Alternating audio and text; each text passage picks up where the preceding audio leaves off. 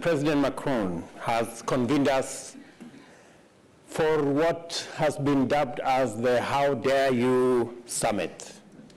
And for sure, I think we have confronted financial orthodoxy. We have confronted shareholder power, global capitalism, and corporate power.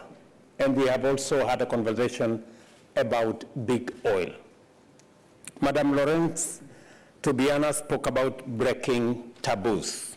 Prime Minister Mia Mottley reminded us that this is not a formal decision-making forum, but a pivotal moment to set aside our national interest and end the perpetual blame game.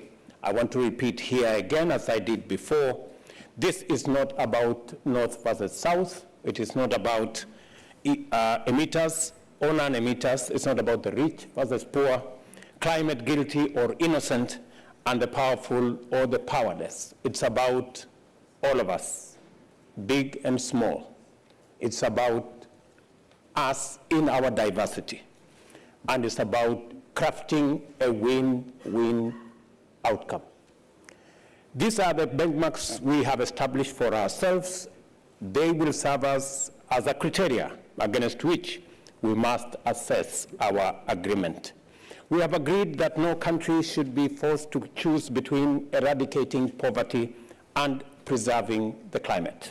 We have agreed on some additional resources to support the vulnerable and the poorer countries. We have advanced discussion on reforming the governance of the multilateral development banks. We have progressed the conversation on a new global source for financing for climate and the mechanisms that can be put together to insulate us from national interest and global power structure whose decision-making processes include all of us and not just a few shareholders. We are agreeing that for the first time, as we leave Paris, President Macron, and you have been incredible. You have run this like Kenyans should do. You have run it like a marathon. And this was not a session to coerce anybody to do anything different from, it was a meeting of minds to try and bring consensus the same way we managed to forge a consensus in 2015 is to try and eliminate the tensions that have informed the journey to where we are today and to see whether we can recreate the consensus that had been built in mobilizing the world towards dealing with the challenge of climate change and international financing architecture. This was not a session to discuss, although all of us are signatories to the UN Charter that respects independence of countries, boundaries of countries.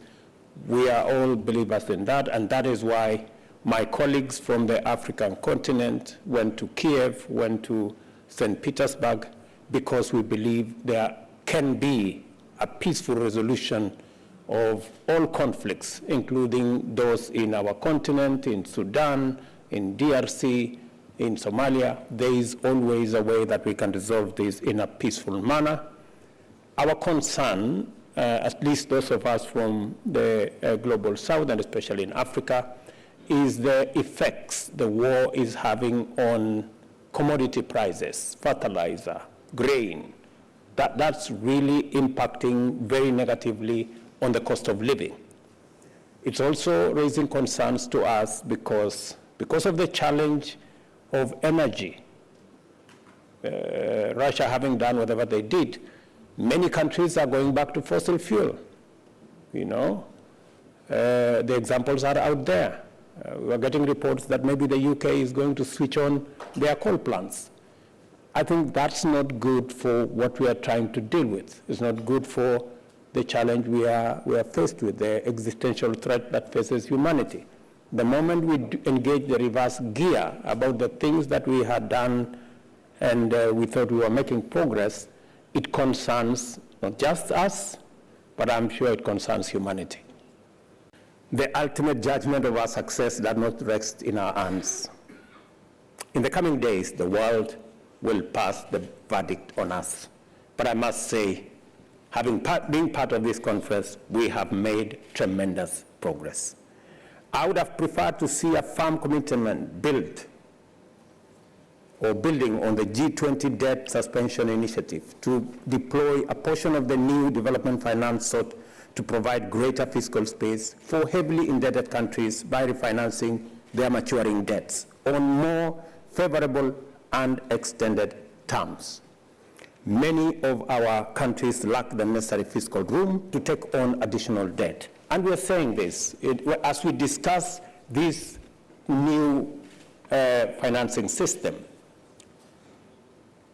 we value the incredible support by the multilateral development institutions, World Bank and IMF. We also have a wonderful relationship with China. They finance our infrastructure development. The tension between the West and China is unhelpful, is unnecessary, and is as useless as the tension between the North and South when we discuss climate change. That is not necessary. We must find the formula that will bring all our financing to respond to three issues: urgency, scale, and to make it much more affordable. That is the conversation that we want to have, and hopefully we have laid the seeds of that conversation to happen. Again, thank you, President Macron, for making it possible for China to sit here and for the West to sit here, and those of us from the African continent to be in the equation.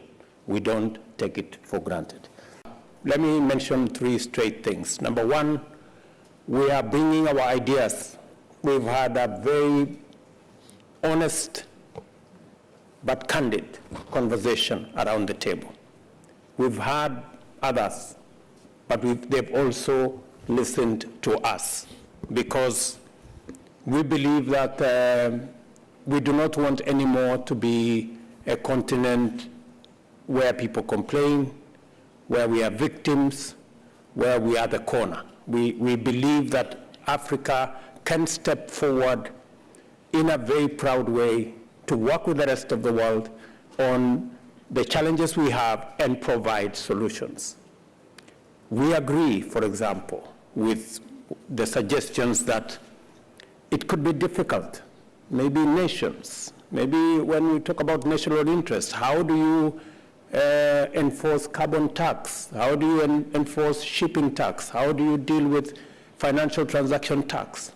I mean, they are legitimate concerns. But I dare say, those who met in that little room in Bretton Woods had as difficult choices to make as we have today. But they didn't walk away from it. They forged a consensus. I think in the world we live in today, there is a lot more creativity, there is a lot more innovation. Technology can give us the opportunity to levy this tax, raise the resources, and be able to give as many, including the third issue I want to say, what Africa is bringing.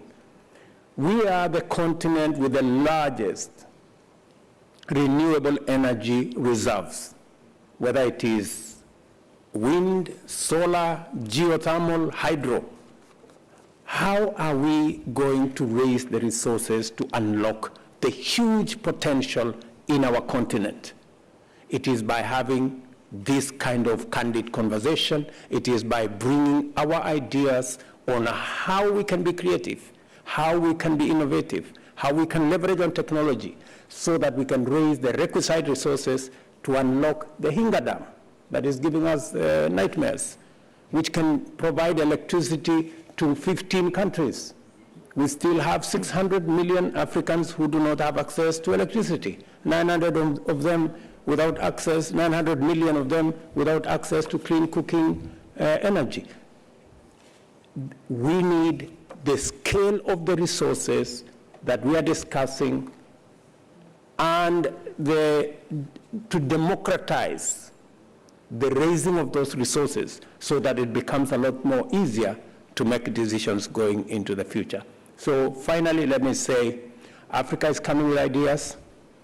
We are coming with our resources. We have the largest renewable energy resources. 2/3 of the world's arable, uncultivated arable land is in our continent. We have the youngest population in the continent. These are assets that Africa is coming to the table with so that we can provide an outcome that is win-win, contributed by everybody. We have agreed that we have to rethink. We are in a new normal. The new normal that came through the pandemic, into the Ukraine-Russia war, into the vagaries and what climate change is doing to us. Floods, cyclones, droughts, and the threat to humanity that we see. This new normal requires a new approach. We're all clear that up to 52 countries are facing debt distress. I listened to my sister Kristalina, and you know, Kristalina, we have a wonderful relationship. You have been immensely supportive of Kenya.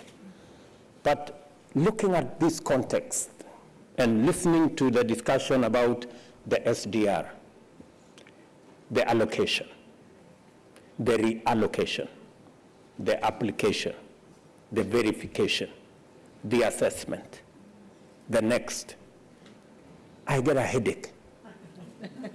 Honestly, I sincerely think that there is a much more creative way of dealing with this. The same way we did it during COVID. There is a way we can do this so that those in distress, the 52 countries to start with, how do we make it possible for them? Since they are already assessed for the debts they owe, how do we make them enjoy the benefit of a pause or reschedule or whatever you want to call it, so that they can have immediate liquidity and create space for themselves? That is a conversation that I think we should have. And let me say, this will move us closer to addressing the crisis that we have today on matters liquidity. We have also had a conversation and progressed one on a new global sources of financing for climate action and mechanisms that can be better insulated from national interest.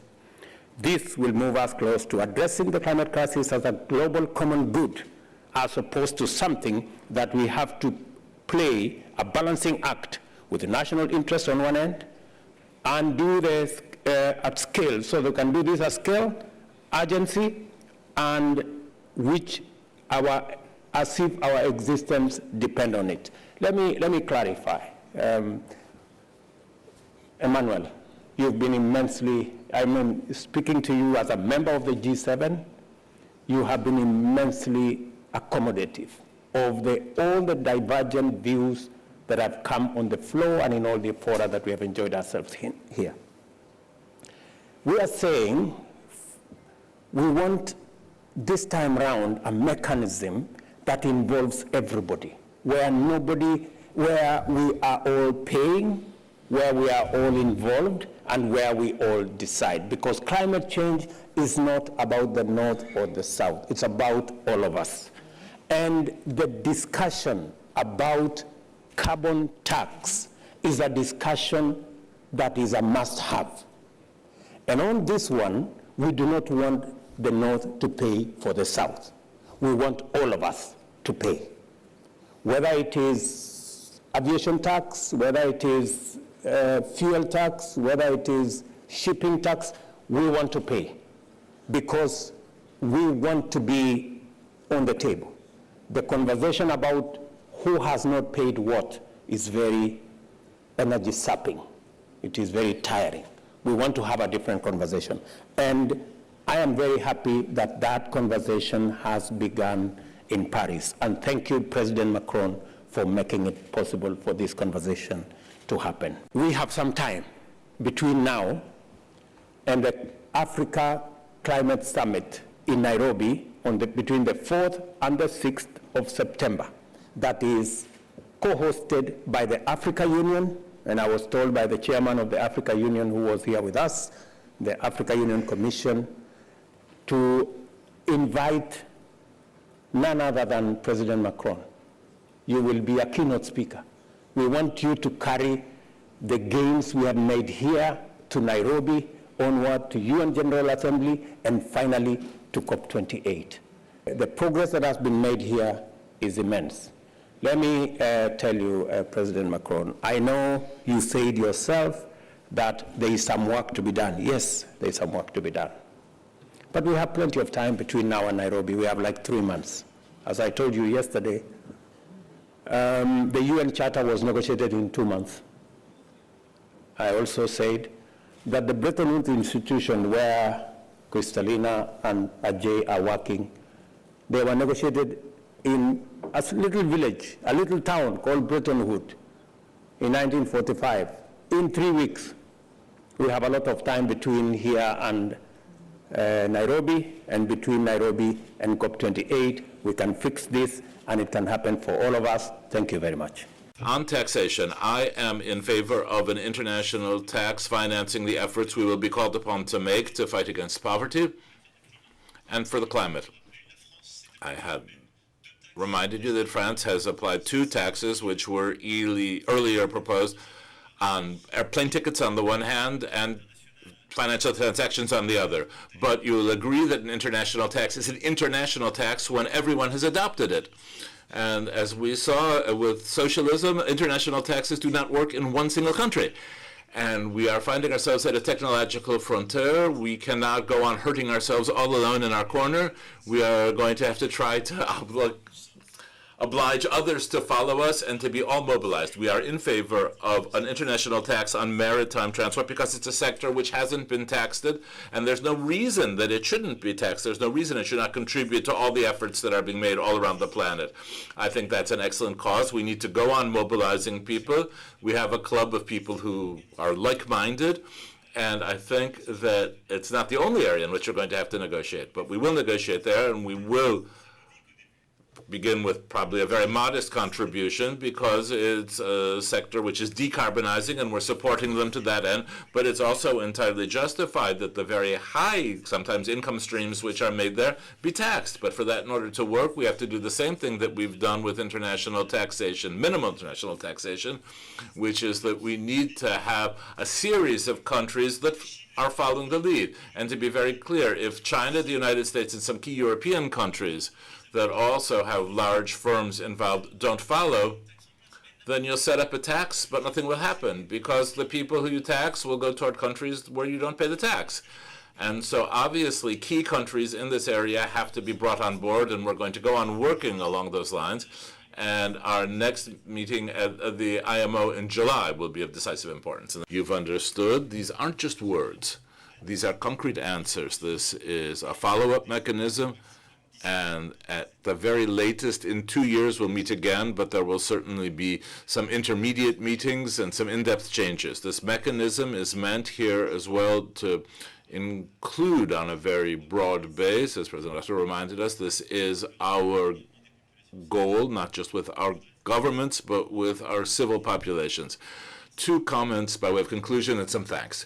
One comment, I think the strength of this summit was to bring together here a bit more than 40 heads of state and government, G7 member countries, major emerging countries, poorest countries, countries recently impacted by climate change, and who have an experience of vulnerability coming from all parts of the world. Our discussion was very free. In our plenary session today, at our dinner yesterday, where people were called on for certain things, were criticized, but I think that's a necessary precondition to build this clear, lucid, serious structure. I think its method means that our summit was called upon to bring about unity in the international community in terms of the answer we bring to our twin problems, the fight against inequality and the fight for the planet. If we fail, we will certainly head toward a fragmentation of our international institutions. Those that exist have been progressively made less legitimate by the poorest, and people have money and ideas need to be able to contribute to it in a very different way, and that will come. I think our responsibility is to uphold this unity in the service of the common good and of our principles, which we have redefined here. Finally, I would like to thank everyone who made the summit possible, obviously the heads of state and government, the Secretary General, my personal representative, their teams, the team from the Élysée, which were all on board, the ministers who have been here, their closest teams, their national administrations, whether we're talking about the Quai d'Orsay or Bercy in France, the Foreign Ministry and the Finance Ministry, which contributes to the discussion of all these texts, and then the French Development Agency and many other structures.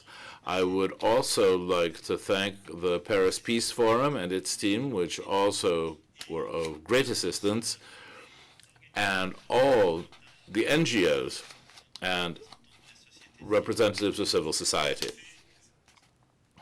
who were involved. We made a commitment, and it was held to say that 50% of the delegations and of the invited delegates coming from all continents, but would also come from civil society. And I want to thank all the NGOs who made that possible, who were mobilized, the representatives of civil society, and especially of youth. We heard from yesterday in the opening session particularly, and who had a lot of feedback into the platform of the summit, our site, and everything that was set up by our Secretary General. And they will go on working with us over time in the follow-up mechanisms. I won't go on at any greater length. I would simply like to answer the 3 questions which we will have. Thank you. I do share these concerns. It was a commitment made in Paris Agreement, and the expert at the opening session of this summit told us that now we were getting this 100 billion climate fund, but it's clear that it was too slow, and we want now a concrete analysis. I mean, you know that the mechanism is a report made every year by OECD, so we have this report and we know approximately who is contributing and not contributing and how it works, but now we need a much structured and precise follow-up in order to make it much more perceivable and agreed. So I do share this concern, and this is why in the conclusions of this summit and the 2-pagers, we will ask for a much detailed analysis and assessment process of this climate fund. As for the other package of 100 billion, I do report here that we delivered what we committed to do 2 years ago. France decided to reallocate 40% of its SDRs, and so the 100 billion is committed. 61 are already in the hands of the IMF, and allowed IMF to start with several programs as mentioned by the MD, and we will follow up on that. I did certainly hear President Lula's concerns about dependence of trade on the dollar and a desire to move away from it. And that's a sentiment we've heard from a number of countries for different reasons. Most importantly, the ability that dependence on the dollar gives the United States to levy sanctions on countries that are guilty of enormous abuses, including human rights abuses. But there's a very good reason why the dollar is used so widely in trade, and that's because we have deep, liquid, open capital markets, a rule of law, and long and deep financial instruments that make it safe and convenient. U.S. Treasuries are the world's safest asset, although there is some diversification of reserve assets. Certainly the lion's share countries choose to hold in the dollar. It's not really easy for other countries to replicate that set of advantages, but understand that there is a motive to want to do so. The IMF plays an important role in providing policy advice and technical assistance along with critical financing. We've had constructive discussions about ensuring that the IMF can continue to provide concessional lending now and in the longer term. And we call on the IMF to present all available options to put its poverty reduction and growth facility on a sustainable footing in the near term by the annual meetings. And we also call for a broad range of donors to meet the IMF's financing targets for the trust. Now, we also need to complete outstanding debt cases. Debt is a global challenge, and it requires urgent cooperation from all creditors. To that end, I'm pleased that all official bilateral creditors have reached consensus to move forward with the debt treatment for Zambia under the leadership of the Chinese and French co-chairs. And I just saw Premier Li at the high-level panel, and I'm encouraged that China is moving to help address the debt challenges facing developing countries. Beyond resolving outstanding cases, a productive first step to provide greater certainty and timeliness to the debt process would be the publication of a guide to the common framework for borrowers. Third concerns private capital mobilization. As we announced earlier this morning, the Investor Leadership Network, which includes companies with a total of over $10 trillion in assets under management, has launched a new commitment to accelerate pension fund and institutional investments in emerging and developing economies over the next 3 years. And the United States will work closely with them to facilitate investments in the critical areas of energy transition and sustainable infrastructure. I also continue to believe that MDBs should launch a set of more innovative tools to boost private capital mobilization. And that is a priority shared by many leaders of these institutions, like President Bonga. We've already taken significant complementary action. Through the G7, we seek to mobilize $600 billion for high-quality infrastructure investment through the public and private funds over 5 years. And the United States has already achieved $30 billion of its $200 billion commitment. And through initiatives like the JETPs, or Just Energy Transition Partnerships, we're bringing public and private sources of funding together to provide tens of billions of dollars to fight climate change and spur economic development in emerging economies. Well, the challenge to the world that has brought us here to Paris is to make sure the global financial architecture can orient the necessary finance toward the essential tasks of eradicating poverty, combating climate change, and building a global economy that allows people and the planet to thrive. There's a great deal of work to do, and I look forward to working with the leaders on this stage and many more to advance our shared efforts. Thank you again, Mr. President, for your leadership. The summit is an important milestone in our effort to evolve the global financial architecture to be more responsive to the tremendous challenges and opportunities facing us. And the last 2 days have made me optimistic about the progress we've made so far and the momentum that I believe can carry us forward in the coming months.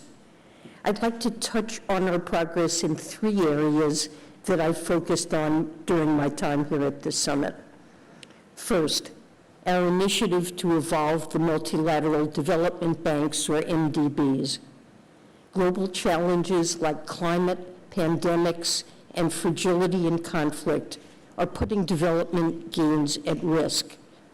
That's why I called for the evolution of the development banks last fall to tackle these global challenges with sufficient speed and scale. Our goal is to strengthen the MDB's work on eradicating poverty and supporting sustainable growth, their traditional goals, not distract from them. We've made significant progress on the MDB Evolution Initiative with a broad coalition of shareholders. And our coalition has made preliminary updates to the World Bank's mission and its operating model. We're unlocking as much as $50 billion in additional lending capacity over the next decade. And our estimate is that the MDBs as a whole system could unlock $200 billion in new lending capacity over the same time frame, and that's through balance sheet measures that are either already under implementation or being deliberated. Now, that by itself would be a very significant achievement.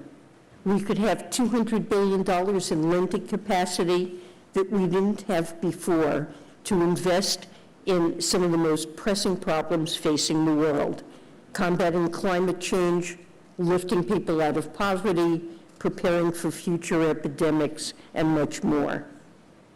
But the evolution is not just about the balance sheet. It's about making sure we use these resources in a more impactful manner. So we're pushing for additional reforms on a rolling basis. And this includes work to optimize our climate finance architecture.